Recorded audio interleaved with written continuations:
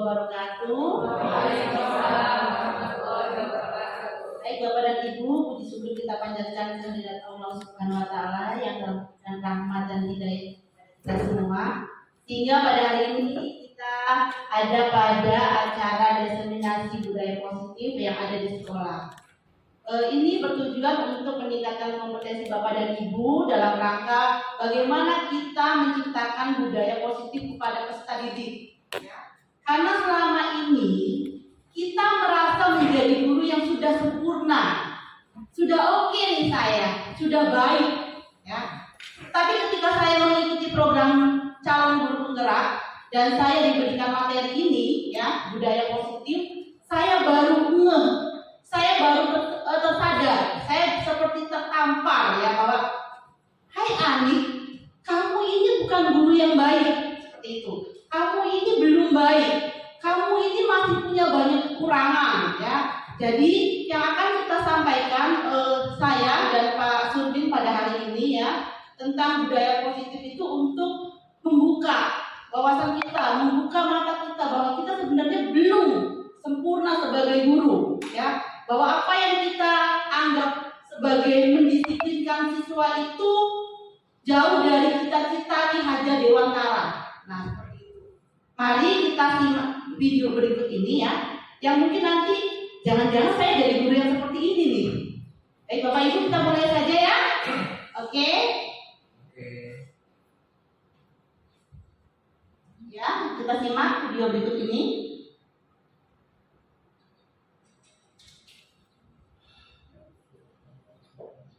Ini ceritanya si anak datang terlambat ke sekolah.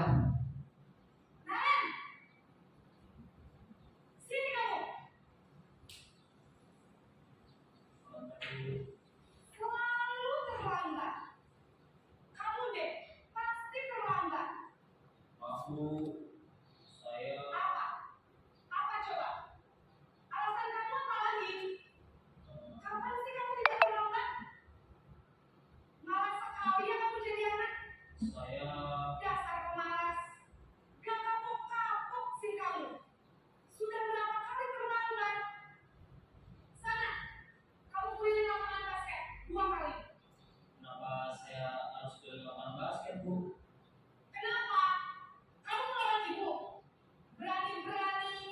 Dari video yang tadi sudah ditampilkan, ya, kita jawab pertanyaan-pertanyaan berikut ini. Yang pertama, apa kesalahan tadi anak tadi, Naren tadi? Terlambat. Oke, Naren datang terlambat, ya. Kemudian bagaimana pendapat Bapak Ibu tentang sikap guru tersebut? Yang tadi datang kemudian langsung Naren, gitu ya, langsung memanggil dengan suara yang agak tinggi dan keras, gitu. Gimana Bapak, menurut Bapak dan Ibu? Ya, sosok silakan Bu Indra. Sepertinya bukan sosok guru yang ramah anak. Oh iya. Menurut Ibu Indrayani bahwa guru tersebut tidak ramah anak. Padahal sekolah kita ada program sekolah ramah anak. Nah itu, ya. Ada lagi Bapak dan Ibu? Wiwi. Menurut Ibu Wiwi, si guru tadi langsung menghakimi. Dari mana kamu? Kenapa datang terlambat? Kan gitu, ya. Kita sebagai guru langsung menghakimi, bahkan tanpa memberikan jeda si Naren ini untuk memberikan jawaban atau alasan, kan gitu, ya. Kemudian apa lagi Bapak Ibu? Tadi itu kurang bijaksana, ya, gurunya. Jadi memandang masalah itu menurut kacamatanya dia sendiri, gitu. Menurut pandangan dia sendiri. Bagaimana kalau sendirinya berada di dalam posisi tersebut, dia tidak berada di posisi itu, tidak membayangkan bahwa dirinya berada di posisi itu. Baik, menurut Ibu Masiro berarti gurunya tidak memiliki empati. Kalau saya di posisi anak itu dengan perlakuan kita bagaimana rasanya? Betul Ibu Bapak? Seperti itu. Jadi gurunya kurang menghargai, ya, bersifat menghakimi siswa tersebut, ya. Jadi itu adalah menurut pendapat Bapak dan Ibu. Bapak dan Ibu sudah tahu nih rambu-rambu yang arah salahnya di mana nih? Ibu guru tadi menyikapi untuk mendisiplinkan siswanya, ya. Kemudian pertanyaan yang ketiga adalah sebetulnya apa sih tujuan guru melakukan hal tersebut? Kemudian apa budaya positif yang ingin dia mendisiplinkan siswa dengan cara tadi. Menurut Bapak dan Ibu, betul atau benar atau tidak saya mendisiplinkan siswa dengan cara tersebut? Sebenarnya ada banyak cara untuk mendisiplinkan siswa ya menurut saya, tapi dengan cara tidak dengan menghukum secara fisik. Baik. Menurut Ibu Indrayani, hukumannya tidak secara fisik. Tadi disuruh apa Ibu? Disuruh lari keliling lapangan 5 kali, gitu ya. Yang lumayan sehat ya. Tetapi ketika mereka nanti sudah keliling lapangan dengan kondisi tubuh yang sudah capek, apakah benar nanti bisa mengikuti pelajaran? Seperti itu. Ada lagi Bapak dan Ibu pendapat lain? Menurut saya itu tidak adil ya. Kesalahannya hanya terlambat, tapi keliling lapangan. Kesalahannya menjawab pertanyaan ditambah lagi dengan hukuman berikutnya. Tadinya hanya 2 kali menjadi 5 kali. Baik, itu pendapatnya Bu Masiro ya. Ternyata tidak adil, hukuman seperti itu tidak adil ya. Nah, tadi dari Bu Indrayani sama Bu Masiro sudah mengungkapkan alasannya dan sekarang tujuannya. Benar tidak tujuannya untuk mendisiplinkan siswa? Tujuannya mah benar ya. Oke, tujuannya sudah benar. Jadi ibu guru melakukan hal tersebut dengan tujuan menciptakan budaya positifnya apa Bapak dan Ibu? Disiplin ya, seperti itu. Nah, oke, yang selanjutnya adalah yang keempat. Apakah hukuman tersebut bisa mendisiplinkan anak? Bisa ya, bisa tidak. Menurut Bu Wi, bisa iya, bisa tidak. Alasannya Bu Wi. Ya tergantung pandangan dari siswanya. Ada siswa yang kalau dihukum secara fisik itu bisa jerah, tapi ada juga siswa yang dihukum secara fisik itu malah justru tambah menjadi-jadi. Baik, jadi belum tentu efektif. Itu pendapatnya Bu Wi. Bisa iya, bisa tidak. Nah, untuk membuka wacana kita tentang kejadian tadi yang mungkin pernah kita lakukan ya Bapak dan Ibu ya. Kita lihat materi selanjutnya. Mbak Wiwi, Mbak Ani, Ya. ini kurang satu kayaknya. Ya, gimana? BK. Ya, BK. Ada BK di sini. Jadi penyampaian ini nyambung nantinya. Kalau hanya siswa aja sih semua udah banyak. Harusnya dilibatkan BK Pak Sumi. Karena kaitannya dengan permasalahan Iya. siswa juga. Terima kasih. Jadi ini lingkup kecil dulu Bapak, Ya. karena ini yang nggak dikasih. Insya Allah nanti kita ada di hati Bu Wiwi sudah kita agendakan. Terima kasih masukannya Bapak. Oke Bapak dan Ibu, materi yang akan kita bahas yaitu yang pertama adalah materi tentang perubahan paradigma belajar ya, yang tadi sudah saya jelaskan di awal bahwa kita harus merubah mindset kita sebagai guru bahwa kita adalah guru yang baik menurut kita ya. Kemudian ada disiplin positif, kemudian motivasi perilaku manusia, kebutuhan dasar manusia, posisi kontrol restitusi. Nah mungkin ini agak baru ya untuk kita sebagai guru. Restitusi itu apa sih gitu ya, nanti kita jelaskan. Kemudian pembuatan keyakinan kelas, dan yang terakhir ada segitiga restitusi. Ini nanti materi yang akan kami sampaikan pada hari ini.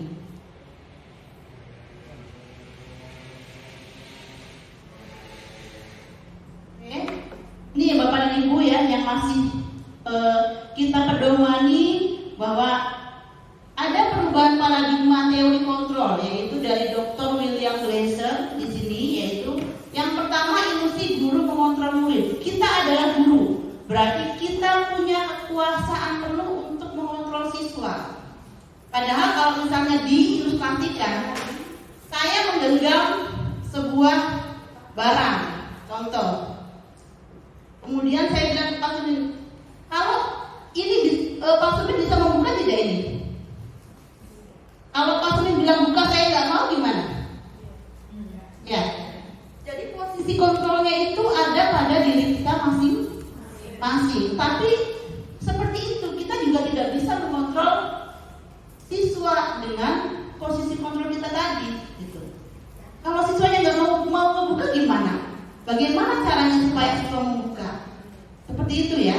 Nah, kemudian yang kedua adalah ilusi bahwa semua penguatan positif efektif dan bermanfaat. Ini mindset kita nih Bapak dan Ibu. Kita merasa tadi keliling lapangan 2 kali 5 kali itu menurut kita efektif. sekali 5 kali, besok lagi mereka tidak akan mengulangi. Tapi pengulangan ini itu tidak ada di hati anak-anak.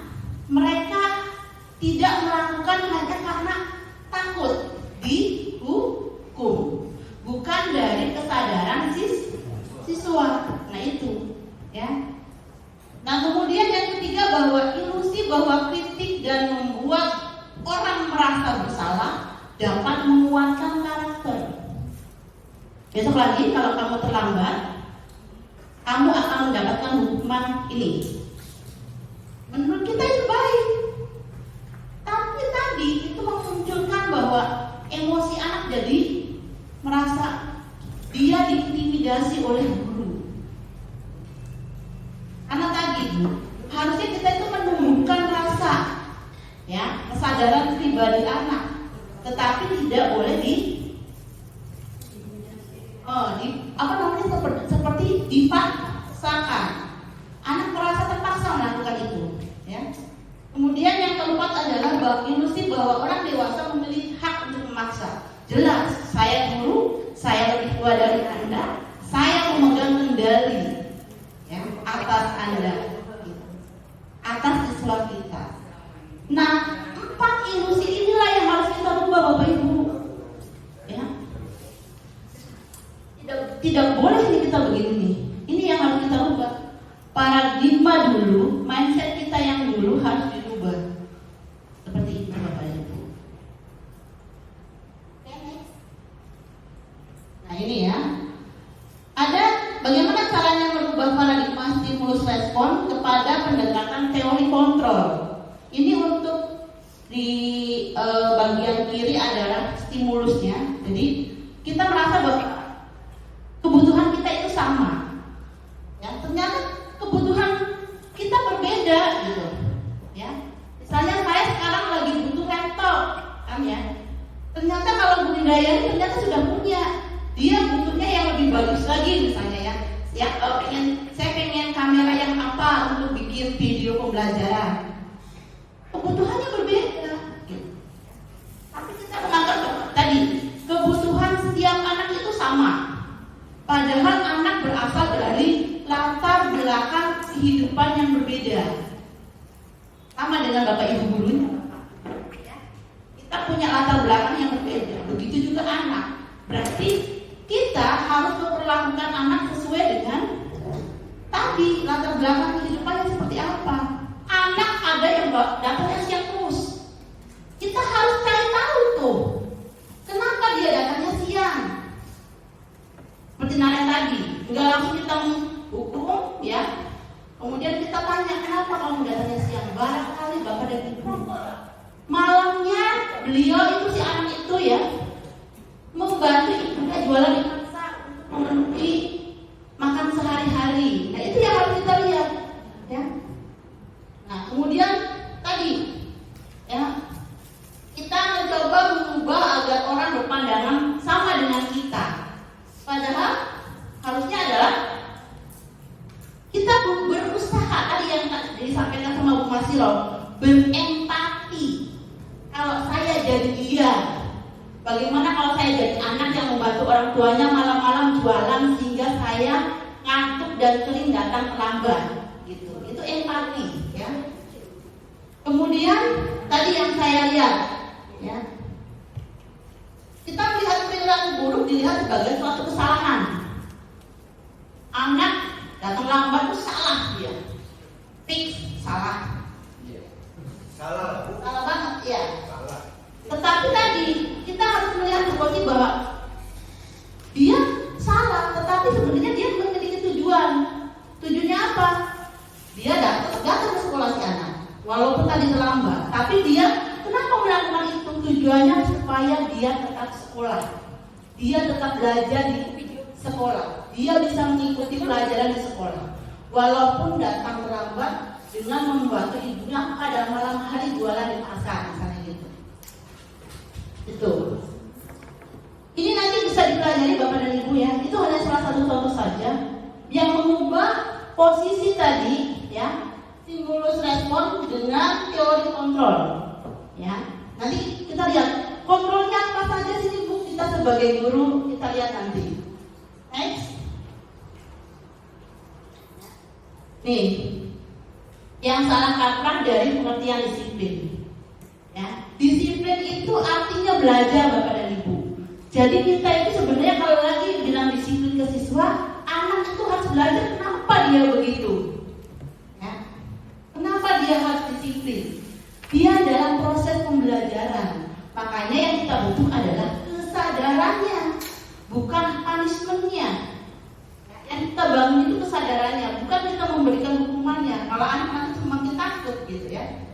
Kemudian sama, kita juga sebagai guru ada kontrol diri ya, untuk menggali kita potensi gurunya bagaimana, ke anaknya harus bagaimana, seperti itu ya.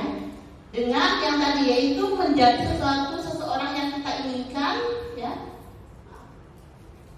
Yang kita inginkan berdasarkan nilai-nilai yang kita hargai, itu nilai-nilai baik. Namun pada kenyataannya kata disiplin ini telah berubah menjadi sesuatu yang dilakukan seseorang pada orang lain untuk mendapatkan kepatuhan. Kudu nurut, ya, kata Ibu ya, harus nurut sama gurunya, seperti itu. Padahal itu tidak bagus, ya. Nurut dalam artian saklek gitu ya, atau sebagai punishment, nah seperti itu. Jadi akhirnya kecenderungan umumnya adalah menghubungkan kata disiplin dengan ketidaknyamanan. Anak tidak nyaman, latih 5 kali lapangan, anak tidak nyaman, gitu ya. Bukan dengan apa yang kita hargai atau pencapaian suatu tujuan mulia. Ini, jadi kita harus merubah mindset bahwa kata disiplin artinya adalah belajar. Kita membangun siswa untuk belajar, ya, membangun kesadarannya sendiri, ya, untuk melakukan hal-hal yang baik. Oke, next. Nah ini ya, ini yang diinginkan Ki Hajar Dewantara Bapak dan Ibu. Bapak dan Ibu sudah tahu tentang profil pelajar Pancasila. Nah ya, yang ini ya, yang beriman, kemudian kemandirian, kemudian bernalar kritis, berkebinekaan global, ya, bergotong royong dan kreatif. Nah ini juga sama. Ini yang perlu diwujudkan oleh anak-anak kita Bapak Ibu untuk membangun budaya positif ya. Ini yang akan dibangun dengan cara yang nanti saya jelaskan lagi. Oke, next. Ya. Ini juga ada sikap murid tadi, ada empati, ada toleransi, rasa hormat, membentuk siswa menghormati gurunya, tidak seenaknya sendiri. Ya. Kalau anak dihukum tadi, nanti malah siswa nggak menghormati kita, Bapak Ibu. Kita dicapnya galak, killer, nah seperti itu ya. Itu versi anak-anak Bapak ya. Mereka menyebut kita begitu ya. Kalau kita galak, kalau kita keras gitu, mereka menyebutnya guru galak, guru galak gitu ya. Seperti itu. Ini ya Bapak Ibu ya, yang hal-hal baik yang harus kita ajarkan ke siswa gitu. Nah ini teori motivasi perilaku manusia yang tadi ya. Ini yang pertama adalah untuk menghindari ketidaknyamanan. Kenapa tadi siswa itu nurut sama Bapak Ibu walaupun dihukum, walaupun diberikan punishment? Mereka itu menghindari ketidaknyamanan. Daripada kita dihukum kan gitu. Daripada saya dihukum suruh lari 5 kali, saya nurut. Ya, seperti itu. Kemudian yang kedua, untuk mendapatkan imbalan dari orang lain atau institusi. Nah, seperti tadi, ya. Oke, berarti kalau saya tidak terlambat, saya bisa masuk kelas. Ya, itu. Kemudian yang motivasi internalnya adalah menghargai diri sendiri. Ya, dengan saya tidak datang terlambat, saya menghargai diri saya sendiri. Seperti itu. Ini yang harus kita bangun ya. Next. Kebutuhan dasar manusia. Tadi ini berhubungan sekali dengan perilaku anak-anak kita di sekolah Bapak dan Ibu. Ya,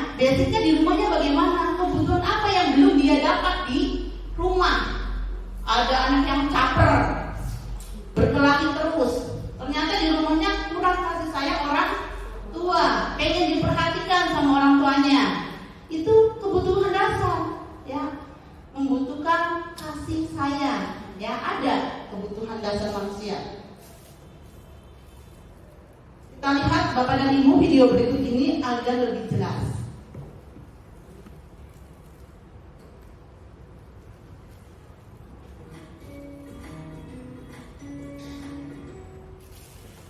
Salam dan bahagia Ibu dan Bapak guru hebat. Untuk membangun budaya sekolah yang positif dengan lingkungan yang aman dan mendukung murid untuk menjadi pribadi yang berdaya, seimbang, dan bahagia, salah satu upaya yang dapat dilakukan oleh guru adalah memahami kebutuhan dasar yang mendasari perilaku murid. Pada video kali ini, kita akan membahas tentang 5 kebutuhan dasar manusia.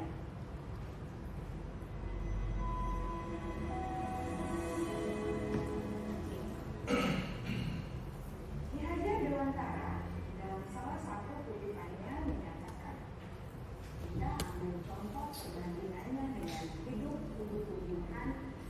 Seorang petani dalam hakikatnya sama kewajibannya dengan seorang pendidik yang menanam padi misalnya. Hanya dapat menuntun tumbuhnya padi. Ia dapat memperbaiki kondisi tanah, melihara tanaman padi, memberi pupuk dan air, membasmi ulat-ulat atau jamur-jamur yang mengganggu hidup tanaman padi, dan lain sebagainya. Ketika guru memahami kebutuhan apa yang mendasari perilaku murid, guru berusaha menuntun dan mendukung murid dalam memenuhi kebutuhannya secara positif. Pada hakikatnya, guru tersebut ibarat seorang petani sedang berusaha memahami kebutuhan masing-masing tanaman. Ia berusaha memenuhi kebutuhan tanaman tersebut agar dapat tumbuh dengan subur dan maksimal. Dr. William Glasser, seorang psikiater dari Amerika Serikat, menyatakan bahwa seluruh tindakan manusia memiliki tujuan tertentu, yaitu memenuhi kebutuhan dasar. Ketika kelima kebutuhan dasar telah terpenuhi secara memadai, maka murid akan tumbuh dengan seimbang dan beradil. Sebaliknya, jika kebutuhan dasar tidak terpenuhi dengan baik, maka seseorang akan mengalami emosi negatif, bosan, sedih, dan kecewa.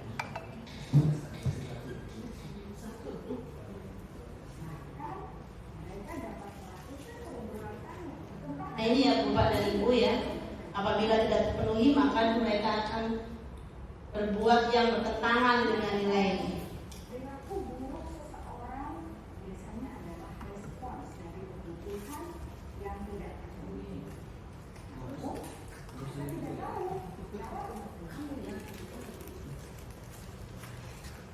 Ada 5 kebutuhan dasar manusia menurut Dr.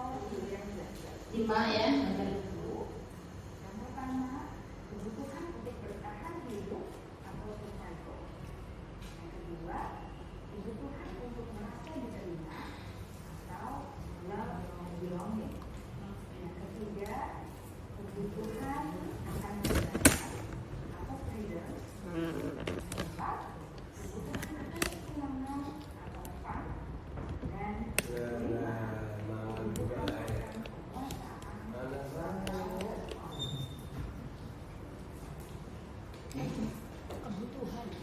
Kebutuhan dasar yang pertama adalah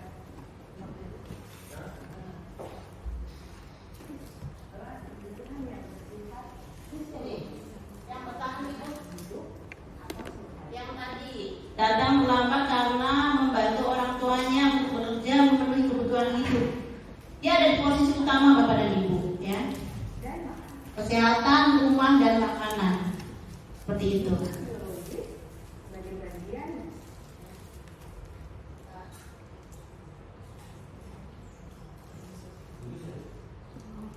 dari proses reproduksi.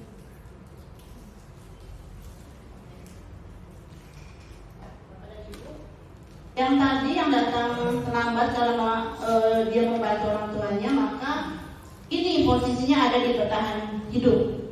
Kemudian tadi kasus yang karena dia sering berkelahi di sekolah untuk mendapat perhatian kita sebagai guru, karena di rumah dia nggak punya ini love and belonging. Dia ingin dicintai, disayang orang tuanya, nggak ada waktu, ya. Jadi dia butuh perhatian supaya orang tuanya dipanggil guru BP, datang seperti itu, ya. Ini, ya. Dan kebutuhan yang lain, ya. Selanjutnya seperti itu, ya. Misalnya anak yang suka bolos, berarti dia sebenarnya butuh yang kebebasan, ya, free. Apa yang dia mau? Dia misalnya terkekang dengan kegiatan yang di sekolah, kemudian bolos terus, bisa saja dia membutuhkan ini atau juga ini, ya, Bapak dan Ibu.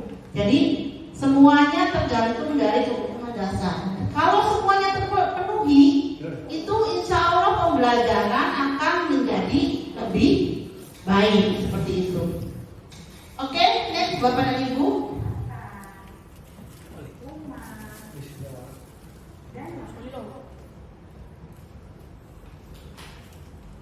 Ya, kita lanjut saja, ya. Jadi itu tadi 5 kebutuhan, ya, dasar manusia. Sebenarnya harus kita pahami, makanya kita harus mengetahui masing-masing latar belakang dari peserta didik kita supaya kita bisa mampu mengambil cara, ya, bagaimana melakukan budaya positif kepada anak-anak kita dengan karakternya masing-masing. Saya setuju. Ya, ini ada 5 posisi kontrol Bapak dan Ibu. Yang pertama adalah penghukum, yang tadi, ya. Yang nomor 1 adalah memposisikan guru sebagai penghukum. Kemudian yang kedua, membuat merasa bersalah. Ini contohnya bagaimana Bapak dan Ibu? Kamu sih nggak nurut, ya, gitu kata-katanya. Coba kalau nurut, anak sebenarnya kata-katanya tidak menusuk di hati, ya Bu, ya, tapi bikin anak tuh down, Bu, membekas, ya. Kamu sih, gitu ya. Kalau begitu, ini yang ini membuat rasa bersalah. Nah, ini ada yang teman, sebagai teman, ya, memberikan biasanya kalau teman tuh, ya, pokoknya udahlah, gitu ya, senang aja, gitu ya, nyium-nyiumi kalau orang Jawa bilang, ya, ngadem-ngademin, gitu ya. Nah, kemudian ada posisi pemantau dan yang terakhir manajer. Nah, dari kelima ini kita mau jadi yang mana? Menurut Ibu yang baik yang mana? Manajer. Menurut Bapak dan Ibu yang baik yang mana? Manajer. Yang paling baik, best of the best. Manajer. Yang ini Ibu, Manajer. ya, yang manajer ini. Kita ini menghandle anak tapi memberikan masukan ke siswa. Contoh, Naren tahu kesalahan Naren, gitu kan? Konsekuensinya apa? Seperti itu, ya. Jadi makanya nanti setelah ini ada yang namanya membuat keyakinan kelas, gitu, ya. Keyakinan kelas itu kesepakatan bersama siswa untuk apa nih yang harus saya kebaikan apa, nilai-nilai apa yang harus saya bangun di kelas ini, di sekolah ini, dan sepakati bersama. Jadi kalau misalnya tidak boleh terlambat datang, konsekuensinya apa? Seperti itu. Jadi nanti anak, kamu tahu konsekuensinya? Ya Bu, sudah ada di atas putih Bapak Ibu. Dan itu menjadi kesepakatan bersama. Makanya nanti harus dibuat di awal pembelajaran oleh Bapak dan Ibu guru. Nanti materinya akan disampaikan oleh Bapak Surmi. Ini yang paling baik Bapak dan Ibu di posisi manajer.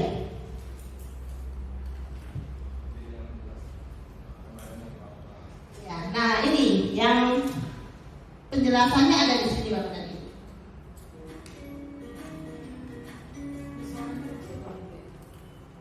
Salam bahagia Ibu dan Bapak Guru hebat.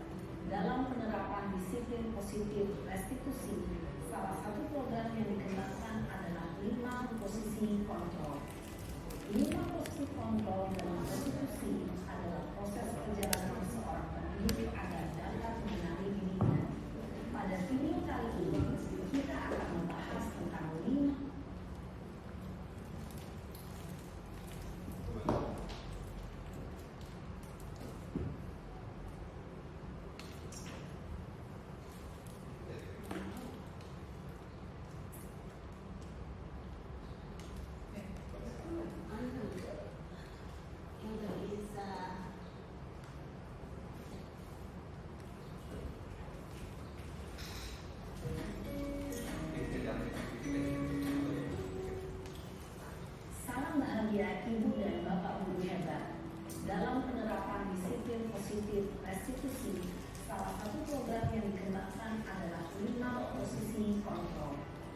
5 posisi kontrol dalam restitusi adalah proses perjalanan seorang pendidik agar dapat mengenali dirinya. Pada video kali ini, kita Ini kadang-kadang kita tidak mengenali diri kita ada di posisi mana gitu ya. Apakah tadi penghukum, apakah sebagai teman, apa pemantau, atau manajer gitu ya. Yang mana hukum bayar itu?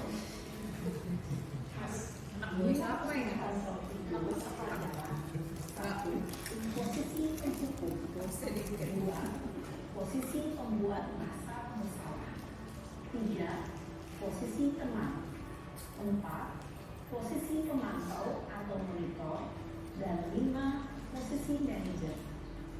Untuk lebih memahami 5 posisi tersebut, mari kita saksikan kasus Naren yang terlambat hadir 20 menit di sekolah dan melihat bagaimana kelima posisi kontrol dalam menghadapi. Jadi nanti di video ini ada 5 video yang menjelaskan teknik menangani siswanya ya Bapak dan Ibu ya. Mana yang posisi pembuat hukum merasa bersalah, yang menghukum gitu. Naren, Ya, contoh. kamu keluar aja dari sekolah ini. Tidak lagi sekolah ini. Sini kamu. Nah ini yang penghukum ya, yang tadi yang awal. Ini Bu Haji bukan Bu Haji. Ini bahagia apa bukan nih kan? Masukin. Si Javier ya. Javier kan. Naren, cengengesan lagi kamu. Saya Dasar pemalas. Wah, kapok sih kamu. Sudah berapa kali terlambat? Sana, kau beli lapangan basket 2 kali. Nah ini dia nanyain kenapa gitu ya.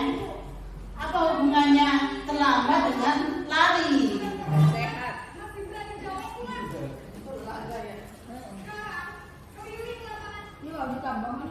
Coba bebas kamu. Mohon maaf, kita udah ngaji udah deh. Bayar.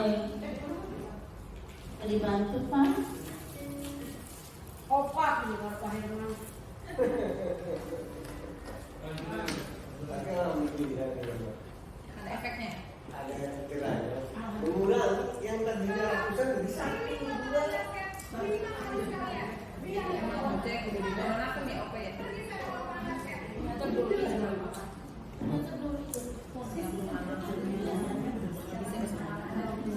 Jadi Bapak dan Ibu mohon perhatiannya. menyakiti dan menyindir. Hukuman bisa berupa fisik maupun psikis. Ibu dan bapak guru hebat. Dampak yang terjadi pada putri. Ini ada dampaknya Bapak dan Ibu. Kenapa penghukum itu kurang bagus? Bahkan yang paling Dendam Bu, ini yang paling tidak mau kita lakukan ya, mendendam nih siswanya. Nah ini yang kedua, membuat rasa bersalah. Larang berbeda sama Bu. Baik-baik. Juga agama juga. Guru PKN.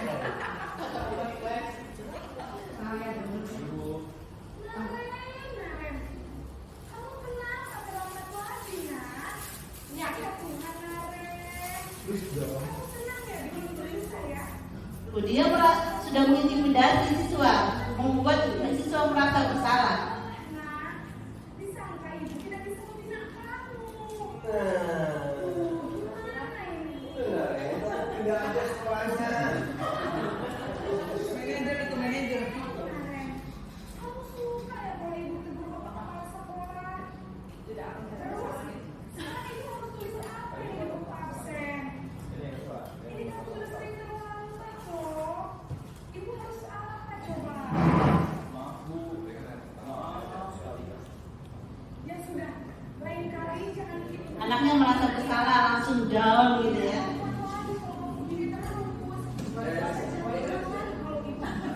Iya biasanya ini terjadi di wali kelas nih. Biar siswanya merasa bersalah, terus saya jangan melakukan itu lagi. Gitu ya. Nanti kita lihat apa efeknya ke siswa. membuat rasa bersalah, berbicara dengan nada tenang, cenderung lembut. Namun Iya, lembut gitu. membuat murid merasa menjadi orang yang gagal, memandang buruk dirinya sendiri, merasa ada dan tidak sanggup membahagiakan orang lain. Ketika guru mengambil posisi pembuat rasa bersalah, murid akan Nah ini Bapak dan Ibu, ya, akan menyimpan rasa bersalah, kemudian nanti dia dari insecure, ya, rendah diri. Oke, ini yang ketiga, posisi kontrol teman. Kita lihat.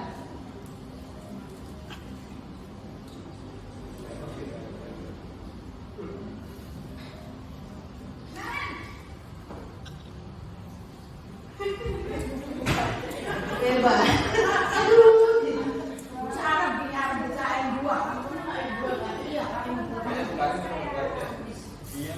Ini agak ya. Mau menyalahkan ibu kamu. Kamu bukannya anak yang paling kencang. Kok terlambat sih? Iya Bu, saya memang harus bangun tadi. Jadi biarpun saya lagi kencang, tetap nggak kekencang Bu. Ya sudah sana. Nanti lain kali larinya lebih kencang lagi ya. Ini permisi kalau temennya terlambat, suruh lari kenceng gitu ya. Ya sudah sana masuk kelas.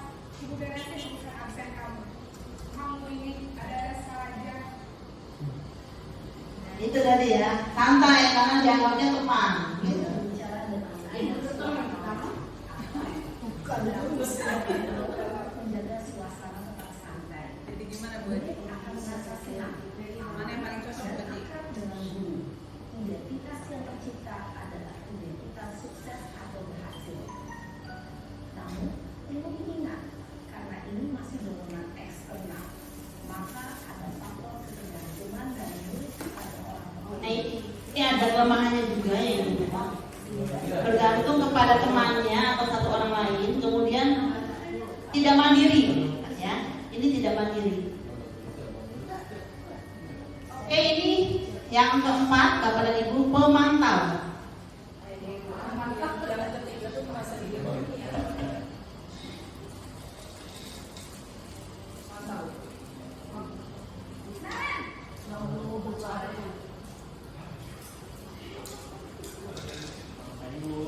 Kemarin, apa peraturan sekolah kita tentang jam berapa kita harus masuk sekolah?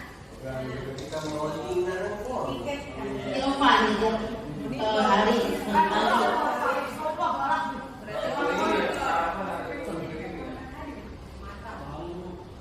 Saya harus tinggal kelas. Nah ini konsekuensinya, Bapak Ibu ya, tinggal kelas di jam istirahat. Jadi nanti jam 9.30 pas istirahat, kamu harus tinggal di kelas, kerjakan tugas tambahan untuk ketertinggalan kamu ya. Baik Bu.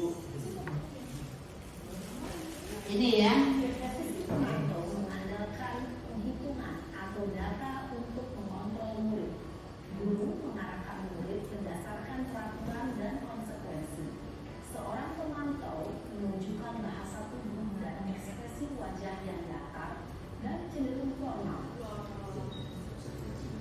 ini kayak supervisor kalau di perusahaan ya, memantau, memonitoring, kontrol, ya. Oke, yang terakhir Bapak dan Ibu, yang paling best of the best.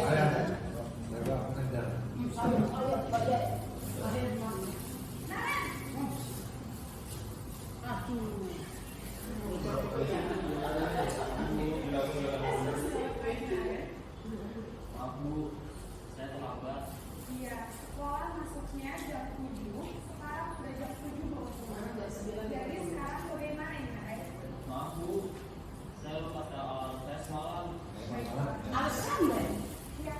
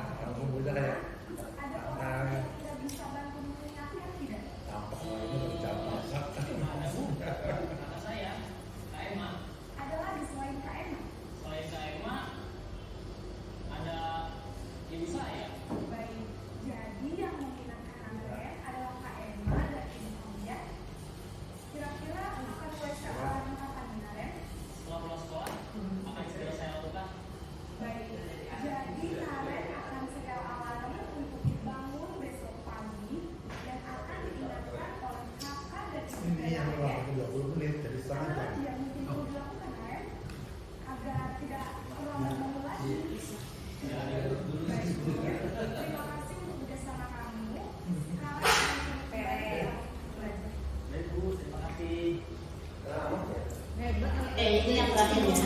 adalah posisi diusahakan untuk posisi yang positif, yaitu menjadi tujuan dari posisi ini adalah agar guru dapat berinteraksi sama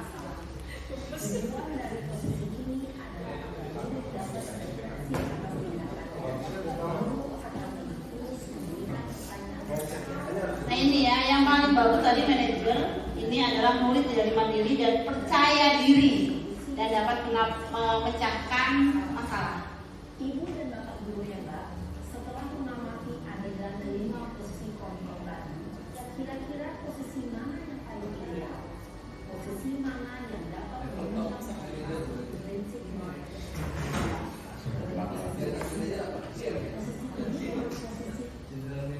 Oke Bapak dan Ibu ya, sudah kita bisa simpulkan ya kalau pemantau tadi supervisor, kalau yang terakhir ini manajer. Tadi kesalahan siswa bisa memecahkan sendiri. Masalahnya dia datang terlambat, kemudian karena bangun siang ya, apa yang dilakukan? Ternyata siswa menjawab bahwa dia akan menyetel alarm pagi. Kemudian dikasih solusi lagi. Selain alarm, apalagi siapa yang bisa membantu kamu bangun pagi? Oh iya, kakak saya atau ibu saya. Jadi anak bisa memecahkan masalah terlambat bangun dengan 3 cara tadi. 1 alarm, 2 kakaknya yang bangunin, 3 ibundanya yang bangunin gitu ya. Ini yang membuat siswa menjadi mandiri ya. Kita ibu guru hanya sebagai membimbing anak supaya dia menemukan solusi dari masalahnya sendiri. Kemudian kita kasih deadline waktu. Kapan dimulainya? Kapan kamu mulai bangun pagi? Kapan kamu melakukan tadi setel alarm supaya nggak lupa? Oh iya, pulang sekolah saya langsung setel alarm, Bu. Gitu ya. Nah ini ada di posisi manajer ya Bapak dan Ibu. Ini yang paling terbaik posisi manajer ini. Kalau saya melihat dari posisi manajer yang posisi kontrol tadi ya, mengenai posisi kontrol yang kelima manajer itu seperti halnya materi dalam coaching.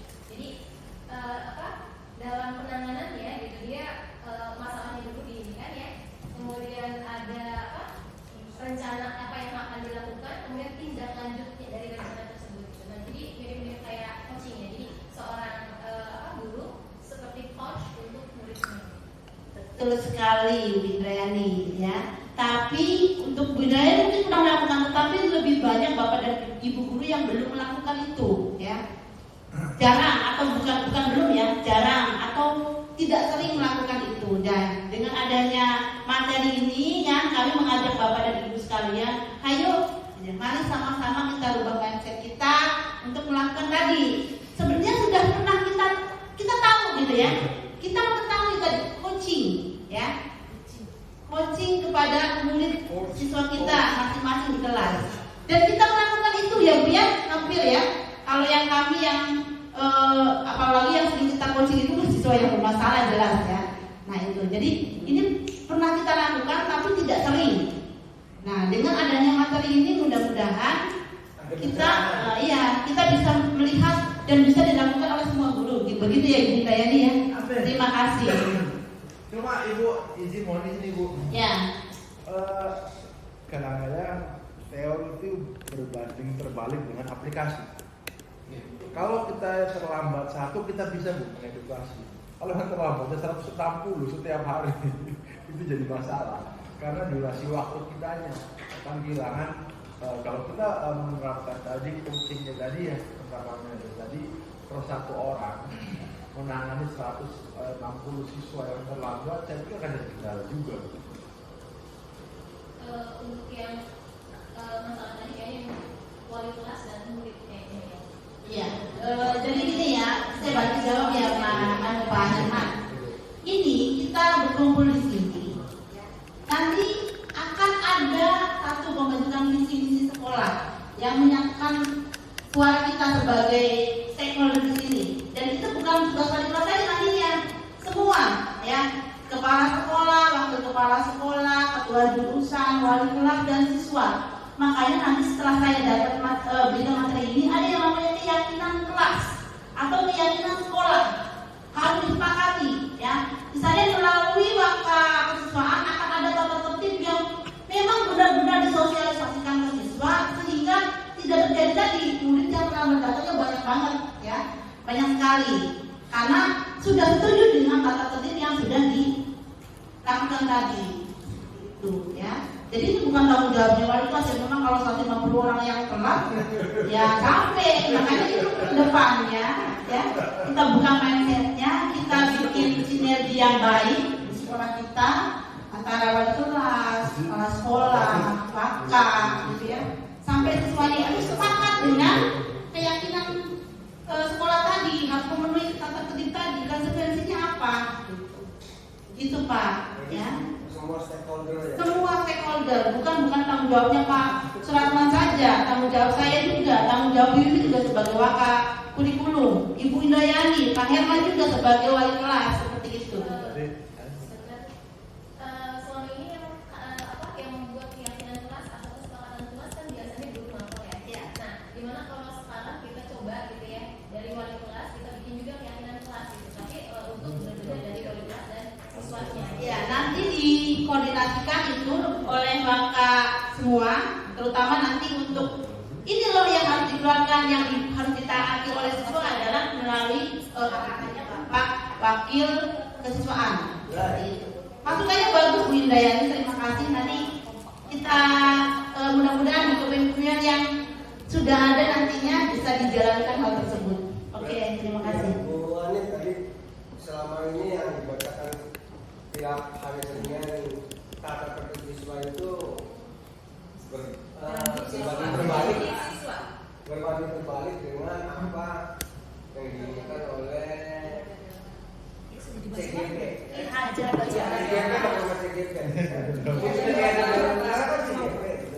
Artinya dari 10 tadi kita harus merevisi semua, ya. Mindset kita harus dirubah. Itu sebenarnya, ya. Dengan anak-anak yang secara orang tua dengan anak, ya. Jadi bukan dengan cara melihat anak seperti dengan musuh, bukan seperti itu sebenarnya, ya. Jadi nanti Bapak Herman kita harus manis-manis. Ya, memang berat ya Pak. Berat sekali. Karena kedepan disiplin itu intinya semua mindsetnya dipikirkan semua kesesuaian semua. Makanya kemarin saya ngomong di upacara itu, maksudnya stakeholder yang ada di sekolah ini semua itu terlibat, ya. Artinya kami yang di lapangan siap mendisiplinkan dengan cara manusiawi, ya, bukan dengan. Ya, terima kasih. Ya, silakan Min. Satu hal lagi yang harus kita benahi, ya. Ini kan mindset detak, ya. Setiap kali ada permasalahan itu selalu diarahkan ke hal yang lebih kayaknya itu. Nah, itu yang harus kita sosialisasikan dalam kita pikirkan, ya. Karena semua mindsetnya kesana semua, ya. Ngapain anak dipelihara, hampir semua saya yakin, ya. Tenaga pendidik kayaknya kalau sudah lihat anak seperti itu kayaknya udah keluarin aja. Saya yakin semua seperti itu pemikirannya, ya. Padahal ya dalam mindset kami gali dulu dong, ini anak bisa begini seperti apa, gitu. Apa yang kali di hasil dari Bu Anik sampaikan itu, saya jadi teringat, oh iya, saya tuh selama ini memang sangat tampar ya Pak, ya. Artinya menjas anak. Nah, ini yang harus kita gali. Banyak masalah, tetapi tidak digali dari awalnya, ya. Awalnya ini apa nih? Anak bisa seperti ini. Nah, itu sebenarnya kuncinya. Tapi sebenarnya waktu istilahnya Pak Suratman yang minggu kemarin seperti itu ke anak tuh akhirnya jadi sepi. Ada. Karena saya ada gitu loh. Ini yang kemarin-kemarin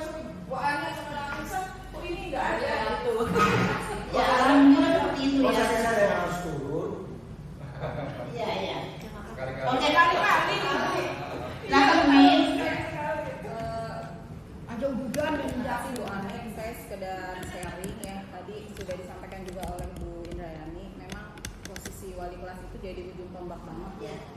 Pengalaman saya tahun ini kan baru megang lagi kelas 10.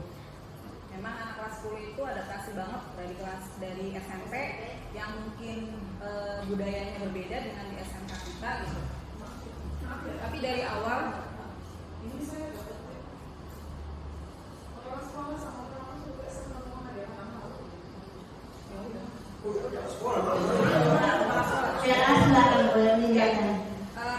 memang agak berat ketika memberikan pemahaman bahwa iklim di Datsu berbeda gitu ya, karena kan kultur mereka dari SMP yang beraneka ragam. Saya coba memberikan membuat kesepakatan tadi ya, yang paling utama misalnya mereka yang tidak bisa hadir ke sekolah karena sakit atau karena izin, orang tuanya wajib menelpon saya minimal WA. WA-nya tidak menggunakan nomor anaknya tapi dengan nomor orang tuanya seperti itu. Jadi mereka sudah tahu kesepakatannya, kalau orang tuanya tidak izin ke saya, siapapun akan dialpa. Gitu kan. Jadi mereka sudah tidak bertanya, Bu, kenapa tidak ada yang bertanya seperti itu lagi. Yang penting kan kitanya konsisten, kan? Jadi kalau saya tidak memforward informasi ke grup kelas bahwa si A izin, si A sakit atau apa, pasti dialpa oleh temannya. Yang kedua ada kasus anak ini sering banget terlambat. Pernah pelajaran saya juga datangnya tuh bukan 10 menit, 20 menit gitu ya. Masuknya hampir jam 8 kalau habis duha itu, kadang jam 9 baru datang kan. Ternyata masalahnya saya ajak ngobrol, tidak ada yang membangunkan. Ya, jadi ya saya tanya kalau tidur jam berapa malamnya, jangan malam-malam. Enggak Bu, kalau tidur mah cepat jam 10 paling ini. Tapi ya memang tidak ada yang membangunkan gitu. Sekali dua kali diajak ngobrol, tapi tetap terlambat. Akhirnya saya bilang, Ibu pengen ketemu sama orang tua kamu, saya bilang gitu kan. Kok masa sih tidak membangunkan kamu? Iya Bu, nggak dibangunin katanya gitu alasannya. Ya, akhirnya saya buat surat kan pemanggilan. Baru dibuat surat, orang tuanya mungkin bertanya kenapa ini ibu dipanggil gitu. Terus orang tuanya tidak mau datang. Nah saya tanya kenapa ibu kamu nggak datang? Ya ibu saya nanya kenapa kamu dipanggil katanya. Ya saya sering terlambat. Akhirnya setelah kejadian itu dia nggak pernah terlambat lagi. Saya bilang kenapa kamu nggak pernah terlambat? Ibu saya membangunkan saya katanya gitu. Ya jadi ya memang kita harus cari tahu dulu masalahnya anak terlambat karena apa. Kalau memang posisi kita di wali kelas ya. Kalau kasiswaan yang menghadapi ratusan anak kan nggak bisa ditanya satu-satu. Nah memang ujung tombaknya di wali kelas seperti itu. Ya terima kasih. Oke, kita berikan aplaus untuk Bu Iin dulu. Ibu ini berarti sudah melaksanakan, sudah mengaplikasikan salah satu tadi ya yang saya jelaskan mengenai bagaimana menjadi posisi control manager ya. Nah tinggal yang baru melaksanakan, yang baru mengaplikasikan baru beberapa guru. Alangkah bagusnya tadi kita punya ujung tombak puasa gitu, dijadikan keyakinan sekolah kan gitu ya, diberikan keyakinan sekolah, anak-anak tahu konsekuensinya. Nanti insya Allah nanti tugas wali kelas nggak berat banget Bu, asal tadi kita sudah sepakat membentuk keyakinan sekolah dan konsekuensinya juga supaya anak-anak tahu seperti itu. Berarti komunikasi dengan orang tua siswa sebagai stakeholder juga itu ada dalam posisi ini ya yang sudah dilakukan oleh Bu Iin. Itu udah bagus Bu. Tinggal tadi menularkan, mengaplikasikan itu ke semua guru-guru ya. Itu tadi Bu Indayani, Bu Iin ya, Bu Masiro mungkin sudah bagus untuk menjalin komunikasi dengan orang tua siswa ya. Nah tinggal sekolah. Nah, sekolah itu bagaimana membangun persepsi seperti itu. Gitu ya Bu Iin ya. Oke, udah bagus sekali benar. Ini masukannya Pak. Berarti nanti ada kesepakatan kelas ya, seperti yang tadi sudah diutarakan Bu Iin di awal. Kalau nggak masuk, kalau bukan saya yang woro-woro di grup, saya alpa gitu ya. Oke, next sedikit lagi Bapak dan Ibu materinya, nanti dilanjutkan oleh Bapak Sumin.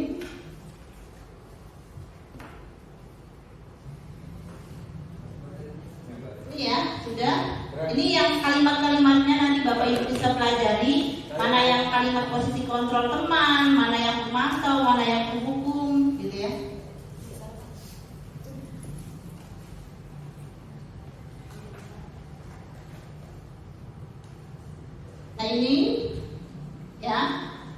Berarti ada keyakinan kelas atau sekolah. Bila mana terjadi pelanggaran atau terjadi sesuatu, kita ada konsekuensi. Ya, saat ini akan diperkenalkan program disiplin positif yang namanya restitusi.